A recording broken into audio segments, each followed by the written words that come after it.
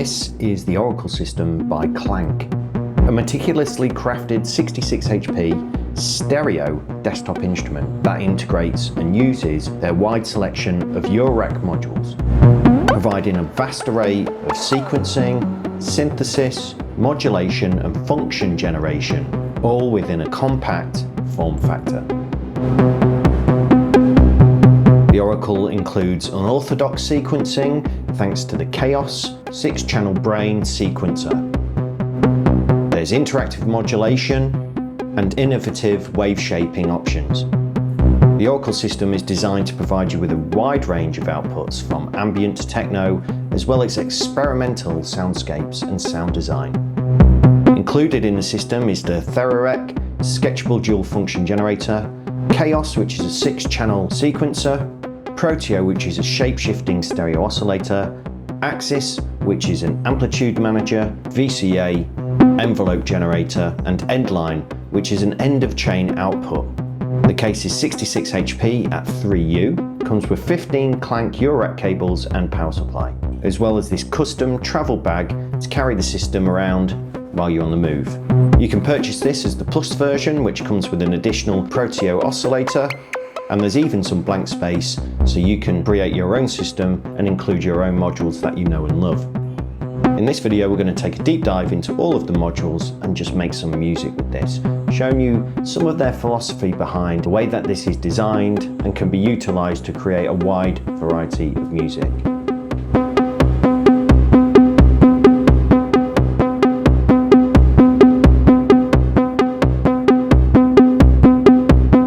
Okay, so here is the Oracle system by Clank, and it comprises of a number of modules. We have the Eurorack over here, which is a, how do you describe this? Well, it's got these two beams here that you hover your fingers over, and it generates modulation, which you can record in and play back and trigger. You'll see the modulation there. This is Chaos, and this is essentially their sequencer. It's very, very powerful for its size, so we'll jump into that. We've then got two oscillators. We've got Proteo, which is actually a stereo oscillator. It gives you two outputs per oscillator.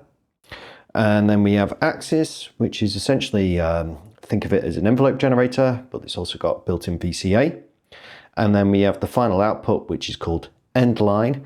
And as well as this having headphone output, 1/4-inch stereo output, you also have the send and returns that you can use, both either in mono or stereo.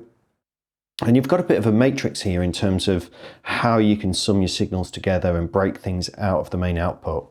I've just added a 2 HP reverb here at the end, just so I can demonstrate some reverb. It obviously comes in this brilliant case and with the power supply and a bunch of their lovely cables, which I'm quite a fan of. I like how kind of rubbery these are. Big fan of that. But they're still very sturdy. Yeah, you get these wooden end cheeks. Okay, so this video, I am going to delve into what the modules do. There are already some videos out there which go into them in a lot of depth. I'm going to actually try and create some music and use their philosophy for this system. Remember, this is a system. We've got everything here really that we need to sequence and make music with. So let me do that, and I'll pull apart the modules as we go along. I think the easiest thing to do, let's just take one of the outputs from Proteo. So we'll take the left-hand output and run that into the input of Axis. And then I'll run that out of Axis into Endline input, left-hand input, which will send it both to left and right until something's plugged into right, and then you get your discrete left and right. Not going to hear anything because we need to open and close Axis. So I'll just put it in this cycle mode. There's 3 different modes. This one, which just automatically is going to kind of trigger and cycle, dictated by the speed here of time. And then we've also got a couple of trigger modes that we can use. This dial gives us different shapes.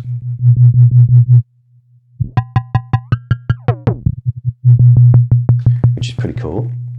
So I'm just going to leave that going. We've got the oscillator here. So these oscillators essentially start, and you can see in these little windows here, they start as sine waves.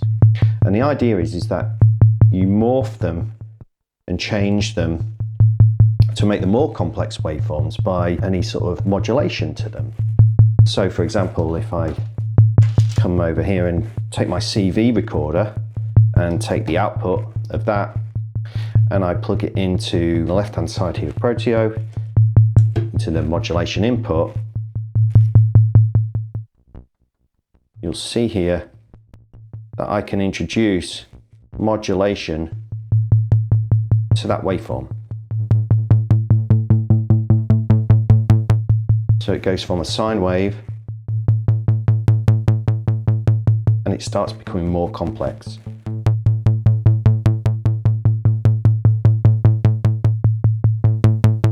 Now this will actually kick out 8 volts, so you can actually really distort that waveform, literally distort it.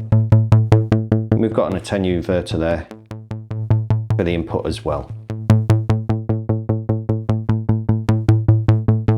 So yeah, it's cool. You start with a sine wave and then you introduce modulation. When the slider's up there, you're essentially listening to the fully modulated waveform. Down there you've got the sub. So you can also modulate this and make this move as well. Let's record something into the Eurorack here. And so if I just hit record, move my finger like that, take it out, record, you'll see it's playing back, it's flashing. We can change the speed of that as well.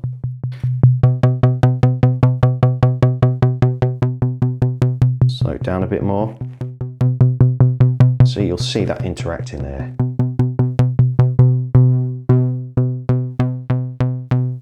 Okay, I think we should get things synced up a little bit. Let's actually trigger axis and this in time. So for that, we're going to need some gates. Chaos is essentially our sequencer. So that's going to give us both CV and gate outputs. So let's do that. At the minute, this is just playing back in its kind of looping mode. If we hold this down, we go into this mode, which means it's waiting for a trigger input for it to ping that modulation that's recorded into there. So if we just plug an input there and we take a gate, these are all gates, these are all CVs.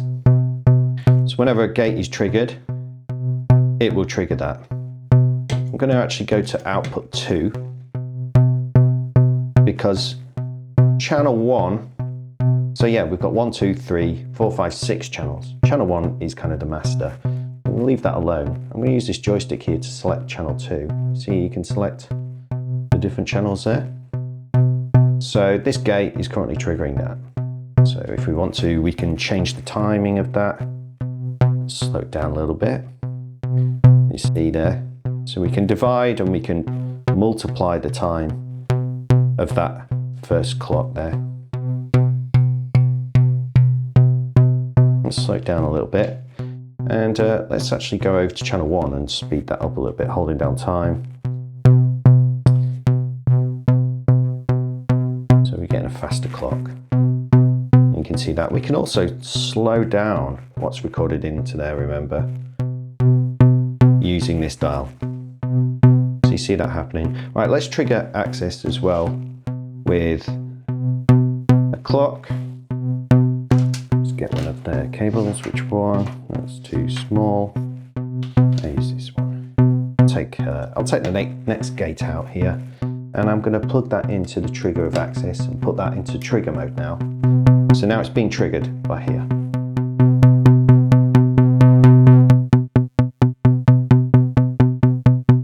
Brilliant.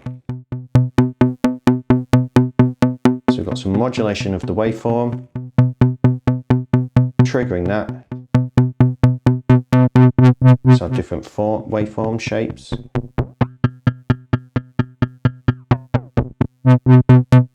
Depending on what your need is. And I should also mention this time here on Proteo.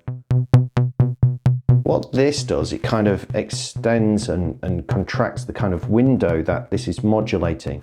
If we put it all the way over to the right, you'll see that the modulation is applied to the sine wave over kind of much longer period, resulting in a different set of harmonics compared to if we was to go around there. It's applied very quickly, so you get again a different set of harmonics, different waveform. Okay, so far so good. Now, if we just want to introduce some melody into this, we can take Chaos, and Chaos not only produces gates, it also produces CVs. So if I take CV output from channel 3 here and plug that into the volt per octave input of our oscillator, we've got some notes. It's all very random. Those notes are just completely going for it. And that's the thing about Chaos. Chaos is all about starting with chaos and then reducing it down into something that's a little bit more musical by, yeah, just sort of taming the chaos. And we can do that in a number of ways. So we can reduce the sort of range of notes that this is choosing.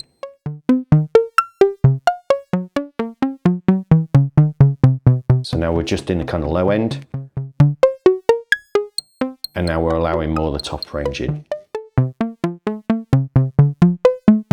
Gonna leave it like there. And yeah, we can then scale that up and down like that. Yeah, so let's put it to a scale. Hold this down. I'm going to leave it on octaves.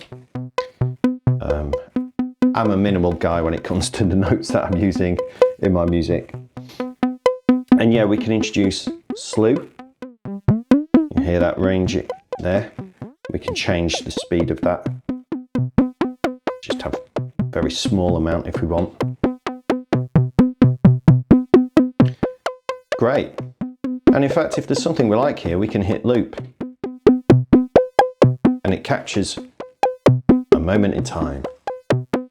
And now we've got a loop that's going to play back exactly the same every time. I love these oscillators. Really nice and chunky. And the beautiful thing is that whenever this goes back to a sine wave, you get this sudden woof of kind of low end.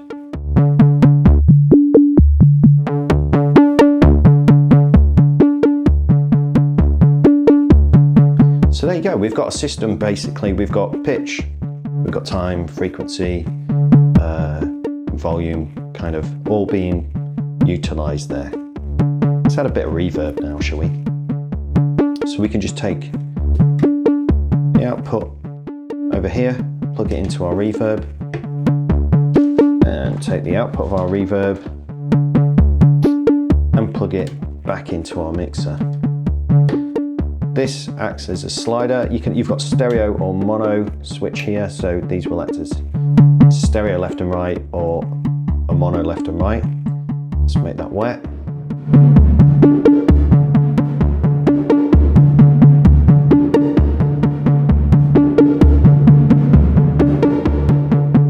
So that's the amount going to the reverb there.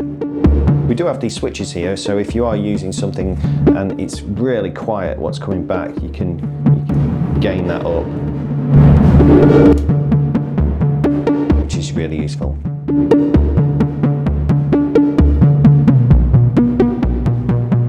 Nice.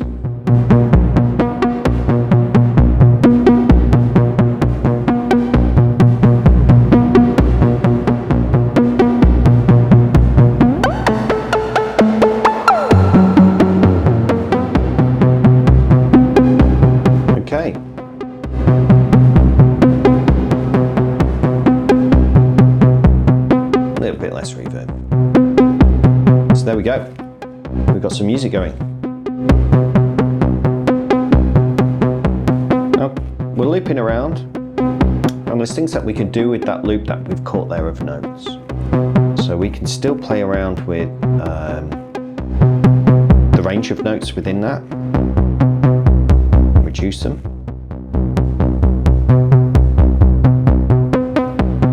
Bring it back.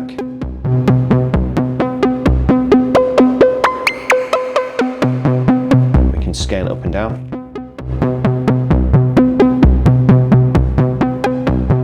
We can even change the loop length. So at the minute you'll see these lights 8 are lit up. We can make that 4 or 3.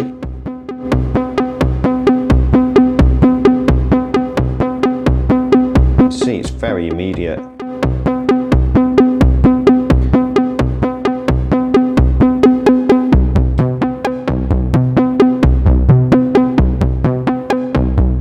Now the cool thing about this system is that once you've got something going like this, there's actually quite a number of performance opportunities built into this. So again, if we go back to Eurorack here, we've got a second channel which we can kind of play with. This is quite a performative module, this. And we could take that output and we could use it maybe to transpose, or play around with the sequence that we've currently got going. We could take it out and do some more wave shaping if we wanted to. We could extend that decay time. Listen to that low end.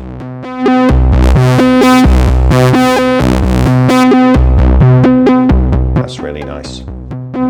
So yeah, let's take the output of channel 2 and plug it into the CV input of Chaos. The CV input we can assign to different places within Chaos, and we use our assign button here. Make sure we're on the right channel. And what we can do is, if this third light here, you've got four LEDs here basically, and you can turn them on and off, and that dictates some kind of internal routing. If we go over to the third one here and make this red, it's now going to listen to the CV input and apply it to the transposition of our sequence.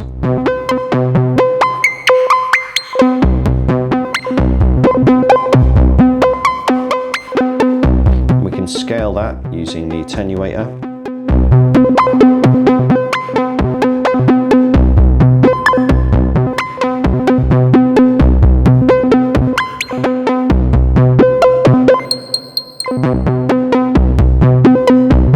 So yeah, nice.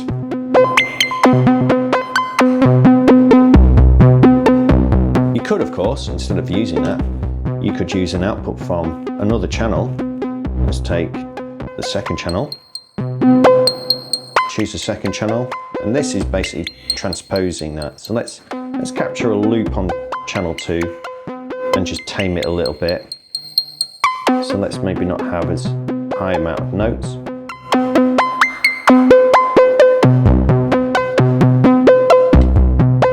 Nice.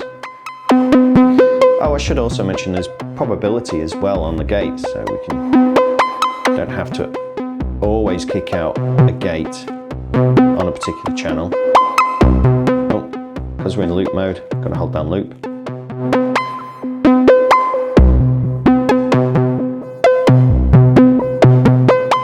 So we haven't just got 16ths all the time now coming out of that channel, which is opening and closing this.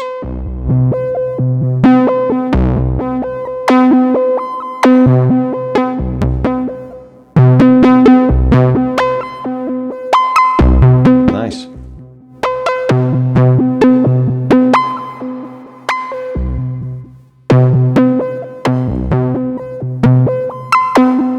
Okay, I think we should bring in a second voice,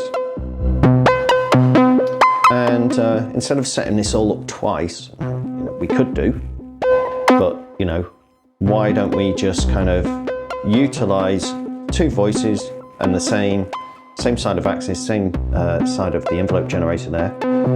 So we can do that. I'm just going to take the output of axis here. No, actually, that one I'm going to leave there. And what I'm going to do is I'm going to take the output of our oscillator here, and I'm going to use this cool little patch bay over here. This is all for audio. Anything you plug in here will go to the speakers unless you interrupt it. But what I'm going to do, I'm going to take that output, and I'm going to take this output. I'm going to plug those in to the right hand side, and then I'm going to take that out, which disconnects it from the speakers. And then so we can plug it back into our axis, and then we're coming back out the axis there, and this will give us 2 voices now, but either side of this going into axis. I'll take out the left-hand one so we're only hearing the right-hand channel. The right-hand channel is also receiving the modulation that the left is, because there's some normaling going on there. And we can use the attenuator to do that, to introduce more or none. So you could just have a sub that side, which is just made from the sine wave. And then this side, you have a more complex waveform. They're both dictated by the frequency here and the volt per octave input, so they stay in tune. However, you do have this span input here, so you can create some interesting offsets between the two oscillators.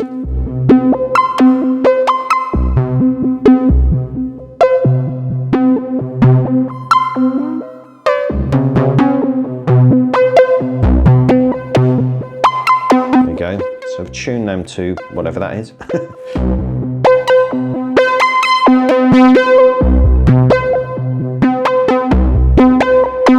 Cool. Okay. Now, I've got a whole other oscillator here I'm not using, which has got two outputs on it. I've still got one side of axis that I'm not using here as well, which isn't, so we've basically got an envelope generator and two oscillators to play with here. So I'm thinking about a kick drum. Yeah, I'm going to give that a go here. So what I need is a gate from this channel, which is going to trigger, oops, just hit the camera, which is going to trigger the right hand side, which you can see there.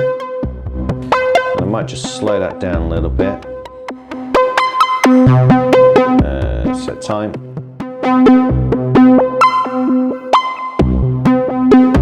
Make it about that. There we go. So what I'm going to do is I'm just going to turn those down a little bit. What I'm going to do is I'm going to take this envelope here and I'm going to apply it to the other oscillator to get a pitch change from this envelope to give me a kick drum basically. And God, the first time I heard this, these oscillators, they had it plugged in this way with a kick drum, and the speakers were just shaking. Sounded absolutely great. Okay, so if I take the envelope out of that side, in fact, no, I'm going to take the function out, which is the result of that. And I'm going to plug it into the span input of this oscillator here. And then, is my cable long enough? Take that output, plug it into speakers here. Now if you're on headphones, you'll already hear that thud.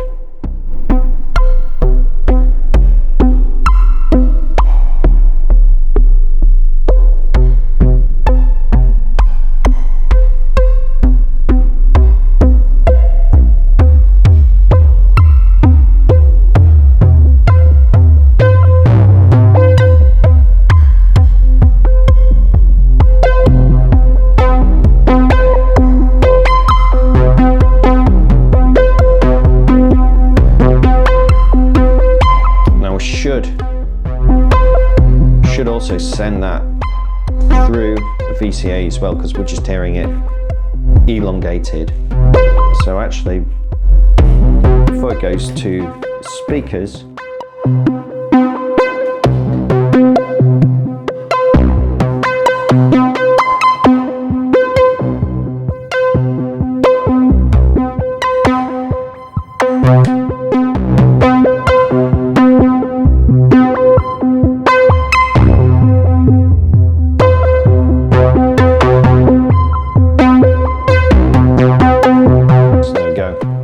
I've run the output through axis essentially, so it's not elongated, and we have the kick drum going.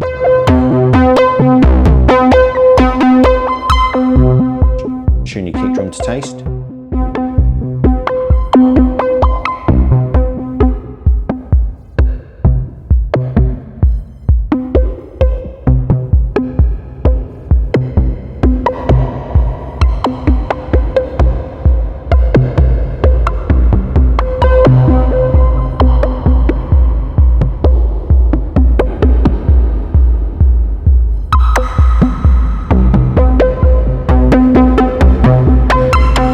Basically play around with those in terms of like volume.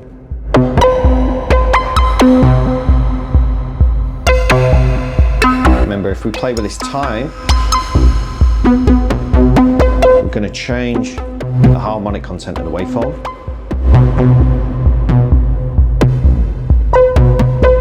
Is that too much reverb for you? Can never have enough.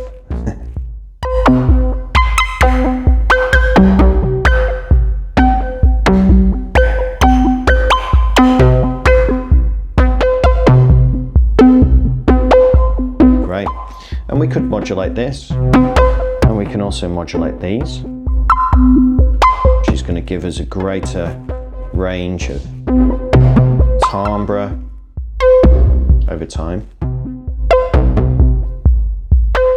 If we don't want that CV control going on, sorry, on channel 3.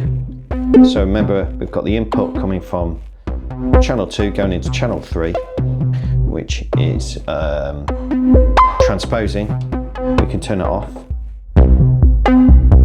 Now we're not transposing.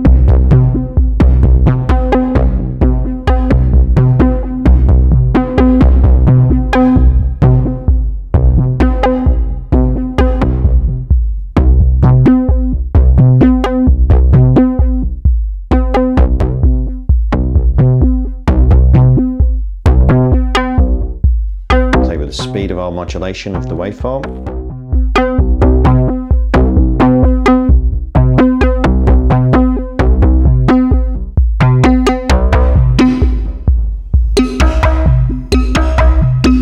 It's really cool. There's a lot of thought gone into this.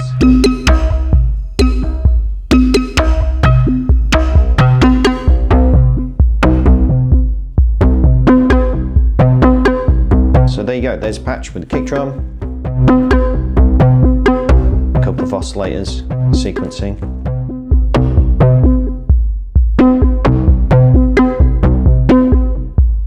And the other thing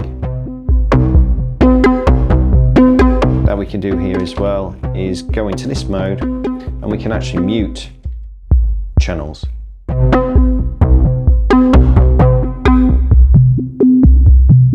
So we can actually mute that, which was, what was that doing? I can't remember.